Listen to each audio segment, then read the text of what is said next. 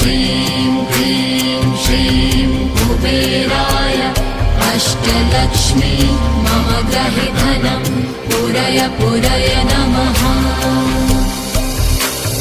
ॐ ह्रीं श्रीं क्लीं श्रीं कुबेराय अष्टलक्ष्मी मम गृहे धनं पूरय पूरय नमः। ॐ ह्रीं श्रीं क्लीं श्रीं कुबेराय अष्टलक्ष्मी मम गृहे धनं पूरय पूरय नमः।